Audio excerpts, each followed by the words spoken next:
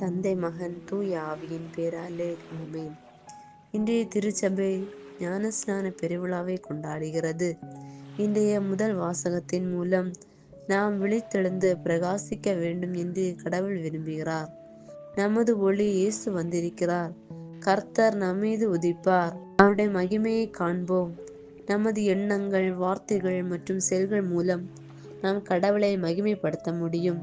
இந்த இரண்டாம் வாசகத்தில் பரிசுத்த ஆவியானவர் பரலோகத்தின் இரகசியங்களை வெளிப்படுத்துகிறார் என்று புனித பவுல் கூறுகிறார். பரிசுத்த ஆவியை நம்முடன் வைத்திருப்போம்.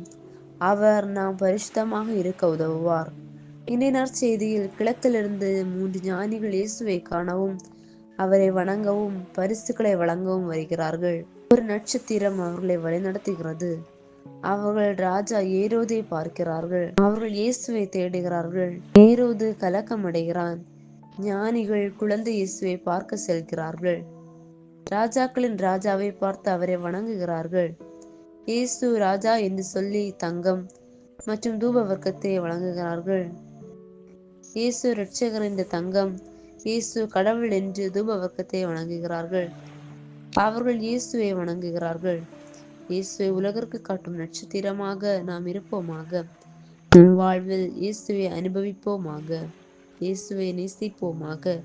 இரட்சகராகிய ராஜா நம்மில் ஆட்சி செய்வாராக. பரலோக காரியங்களில் அதிக ஆர்வம் காட்டுவோமாக.